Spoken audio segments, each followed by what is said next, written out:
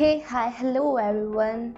This is Astha, and today we have a guest from IIT Kanpur. She is pursuing masters in cognitive science. So let's meet her and be with us till the end.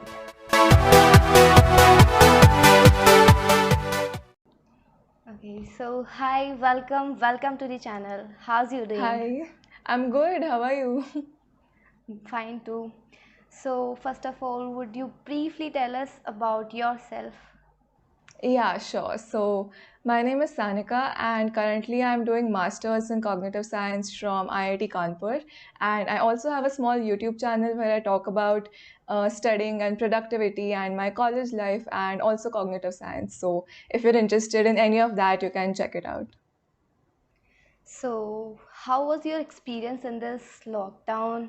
I mean, what kind of challenges you face, how you overcome or tackle them, and did you miss your college?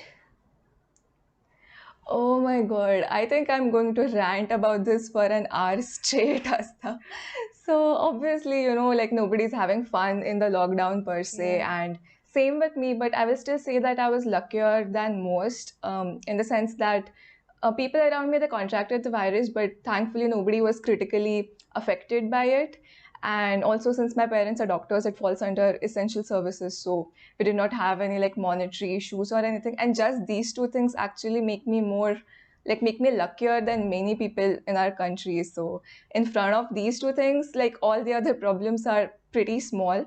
But of course, like just because you're not suffering from something big does not mean that there are no problems in your life, right? So yeah, of course, there is that big issue of being an IIT Kanpur student. I've been officially an IIT Kanpur student for a year, but I still have not visited the campus. So that obviously sucks. I've not met any of my classmates, I've not met my professors. And to be honest, with colleges like IIT Kanpur, they are old colleges, right? So, like the most like the older colleges they have a much richer student life and student culture, and you need to experience that, and for that you need to be on campus. So to be honest, like the academics of it is just maybe like one third part of the whole pie. Now imagine you're buying the whole pie, you've worked hard for it, and you're getting to eat just one third of it. So obviously you're going to be a little sad. You're missing out on the club activities, you're missing out on the hostel life. So all of that is there, but again, it's nothing compared to what people in our country are going through. And yeah, on top of that, obviously, when you're cooped up in a room, you don't really have motivation to study, you don't have motivation to do anything, and you're sleeping in the same place, you're eating in the same place, you're studying in the same place, working in the same place. So your mind just gets confused. Yeah. कि अभी पढ़ाई करते करते नींद आ गई तो immediately you can just go to sleep. It's obviously difficult, but having routines helps, so that has helped me. I go in and out of it. I'm also not perfect, so for the last couple of weeks I've been trying to form like good routines, waking up thoda sa early in the morning, and trying to work out, thoda sa meditate, stay away from the phone for some time at least in the morning, and then have like a good work life and your fun chill life distinction. So that is also important. And yeah, I think that was about it. Okay. So, as you are doing masters in cognitive science, right? So, what actually cognitive science deals with? Yeah, okay. So cognitive, it's in the word itself. So cognitive means anything related to the mind or the brain. So everything that is going on inside your head, all the mental states, mental processes, everything, it falls under cognitive science. So that includes attention, perception, decision making, consciousness, emotions. So cognitive science, it's basically an interdisciplinary field. Interdisciplinary means it takes from multiple fields. So it is an interdisciplinary field which looks at the mind from a holistic perspective. So we have, departments, like we have people from different departments working on the projects together. For example, psychology, anthropology, linguistics, statistics, philosophy, neuroscience. So they, like all of these are things which are involved in the processes of the brain. So cognitive science is looking at it from all perspectives and just trying to make sense of what is actually going on in your head, like every single thing from the you go to sleep at night deciding that you're going to work out tomorrow, but then you wake up and then suddenly you just don't feel like working out. So what happened? Like, what was the process that actually went on in your brain? So we are trying to just figure out all of those processes, and in the end, of course, the objective is to make models that human beings can understand, and hopefully in the future we can try to implement those models in machines. So that is where artificial intelligence comes into play, where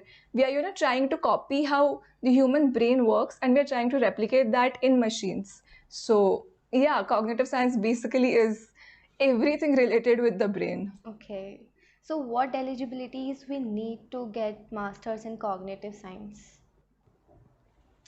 Okay, so the first thing is any bachelor's is fine. You can do bachelor's from absolutely any field, BSc, BE, BTech, anything is fine, MBBS, वगैरह, everything is fine. You just need to crack some exam. Like there are 3-4 exams that they have mentioned. Like every college has a different requirement. Some of the colleges, they take their own cognitive science test. For example, IIT Gandhinagar has its own test. But for the most part, the other colleges, they are fine with one of the 4 exams. So that is CogJET, which stands for Cognitive Science Joint Entrance Test. Second is GATE, like everybody usually knows about GATE, that is Graduate Aptitude Test in Engineering.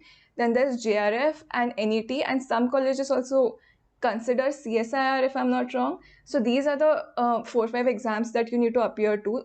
Like you need to appear to one of like these, but you need to satisfy the threshold that they set. You need to cross the cutoff that they have set for the interview.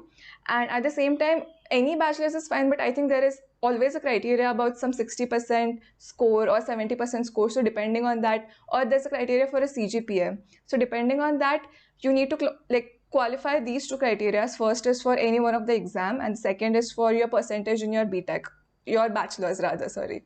So once you qualify both of these criteria, you can apply for the interviews, and once you clear the interview, that is when you actually get selected. So it's a long process. Okay. And what are these scopes available under this? Okay, so there are different things going on. So firstly, the distinction between cognitive science and any other field which is available in IITs is that for the most part, all the other fields are engineering fields, but cognitive science is a scientific field. It is more research based, you can say. So because of that, a natural path is to go in research, because that's what we are learning for the most part, how to conduct research, how to do experiments, or how to build cognitive models. It is very research based, as opposed to engineering, which is, I can say, more application based. Of course, there are applications in cognitive science and research in engineering, so that is there. I mean it for the most part. So in cognitive science, the most common thing that people actually end up doing is going into research. So there is this graduate from IIT Gandhinagar. So she is actually an RA for one of my professors, so a research assistant. So she is, assisting him in his research, like as the name suggests, research assistant. So that is one thing. Another thing is people can apply for PhD. So they can join some university, do their PhD from there, then do their postdoc from there. So they become like a cognitive scientist. So that is again like a research field. Now coming to like the non-research jobs, it is a little bit tricky, because again, this is not a straightforward field, right? It is very interdisciplinary. It has like many things going on in it.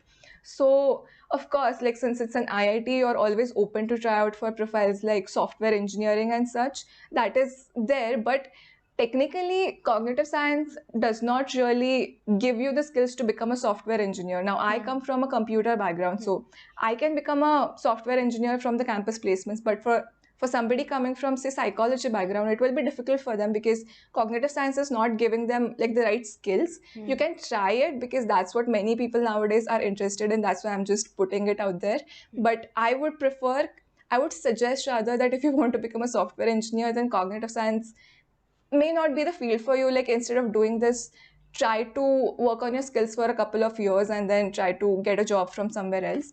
Apart from that, anything that has to do with research, anything that has to do with data analytics, is a job option which is preferable for cognitive science. For example, data scientist is fine because when we are doing experiments, we are collecting all sorts of data, right? Of analysis, we have to find out patterns, we have to find out correlations. So our statistics background is really strong. So statistics, probability, data analysis. So these are the skills that are taught to us that we have.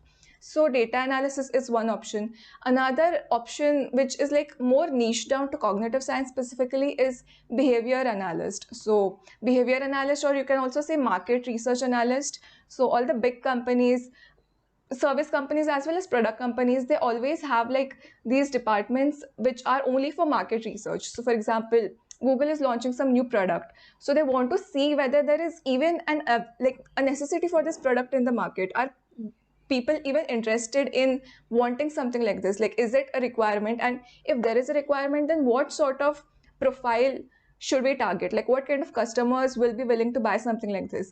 Should it be something above some income range? Should it be something from urban area or rural area, gender, age, all of these things? So to conduct market research, again, anything that has research in it is very much a valid job that you can try for a cognitive science graduate. So basically they will have to say prepare different questionnaires, right? So the questionnaires that you usually give to the people while conducting a market research. So how will you construct that questionnaire? So these are some of the skills that are relevant to us, that will be taught to us. And on top of that, after getting all of that data, how will you actually come up with that profile? How will you understand what is going on with the data that you have available to us? So that is, of course, that is something that we are taught to do. So that is one thing. Another option would be UX researcher. So UX is user experience. So like you might be familiar with UX, UI and all of that. So UX researcher is specifically again meant for the research part of it. Like, how do customers react to a certain website or a certain application on the phone, and what is wrong with it, what is problematic with it, what should be changed? So they will basically conduct like experiments and tests about how the customers are feeling about the experience, and they will of course like come to certain conclusions based on it, and they will report back that these are the changes that need to be made. So that is a UX researcher. And along with that, there are other jobs, but they are not really that prevalent in India, but I will still mention it. So something like brain computer interface. So brain computer interface, human computer interface, neural interface. So something like Neuralink, which is what Elon Musk is doing. So all of these are also there, but they are not that like prevalent in India. So of course it's not an option right now, but it will eventually be in the future, and you can try for it abroad also. There is this another upcoming field called as neuromarketing, which basically uses different techniques like eye tracking and fMRI to see how the people are reacting to different advertisements, where is their attention going. So all of that is also part of our data set, because we work with eye tracking, we work with EEG, we work with fMRI. So we actually have many different skills, but it is just all over the place. So it is a little difficult to make a list of all the jobs as such. But the list is big, but the job profiles in all of these lists are very few. So you will have to like really dig deep and look into it. As you have done your engineering in computer science, right? So what was your reason behind choosing or looking for a non-tech course or like non-programming course? Okay, so I was actually in my 7th standard when I decided that I wanted to become a computer engineer. And I was in my 2nd year when I decided that I did not want to become a computer engineer. So it's like the normal story, especially in India, you don't really have a lot of exposure to a lot of other fields. When you're a child, you don't really understand anything. And the only plausible options for you that parents choose or the people around you choose is, engineering or medical or CA or all of these like very traditional fields. So I don't have any problem with coding. I actually, really enjoy it. But over time, I've just come to realize that it is not something that I see myself doing full time 40 years down the line also. So I've just decided that, okay, I'm not going to stick with it if I'm not happy doing it. I actually really like coding. It's just the lifestyle, like the typical job and the overworking and all of that I am not fond of. So because of that, I started exploring other fields. Even though I gave GATE in CSE, so I gave GATE in 2020 in CSE, before even I got my result, or before appearing for the interviews, I had decided that I'll look out for some interdisciplinary branches. So some of the things that I was looking at was, so there is this EdTech, education technology masters in IIT Bombay. So I was looking at that. I was looking at this geoinformatics degree, which is also in Bombay, and there's in Guwahati also, IIT Guwahati. So I was looking at like different things. I was looking at one masters in entrepreneurship also, which is there in IIT Madras. So I was looking at different things, all non-core, all non-tech, non-core.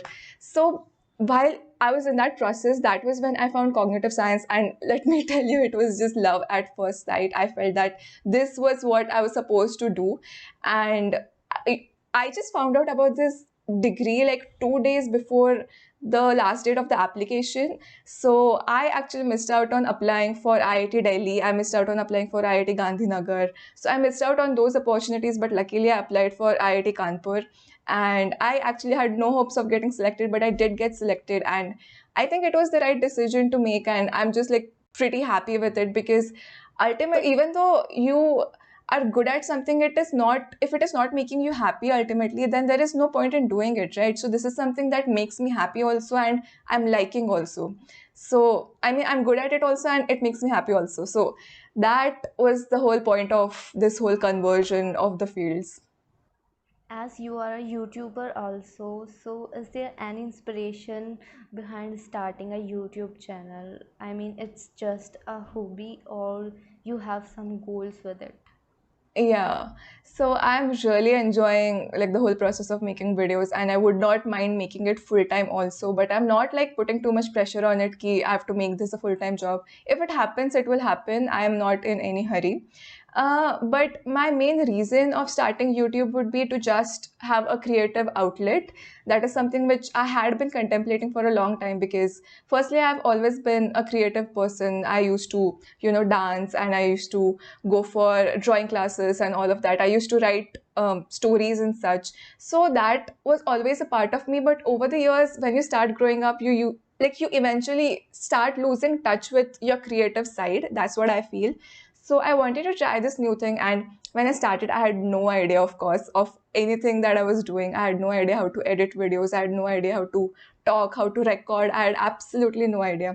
So I just started one day on a whim, and I think my main inspirations would be people like Matt Davella or Nathaniel Drew or Ali Abdal. So all of these people, like, the thing that I like about them is that firstly, they are making the kind of videos that will help people in the long run. They are making the kind of videos that people can take something away from.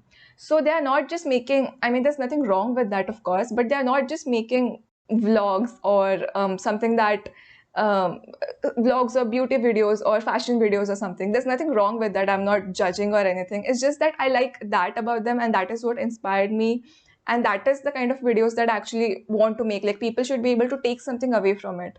So that's how I started. Those were the kind of videos that I planned to make, but then eventually I just got into making the IITK vlogs and productive vlogs and cognitive science, because that is my life right now. Like, I don't really have time to sit and research and make cinematic aesthetic videos about anything else. I need to study. So I just thought, okay, let's just make like productive vlogs. And then eventually I just realized that there is no information about cognitive science online. So I thought that would be, for the new students, for the people who are not exposed to it, that will be like a good resource. So I decided to start making like cognitive science videos here and there. But ultimately, I will still say, because at the end of the day, my master's degree is just 2 years. Usme se 1 year is already done.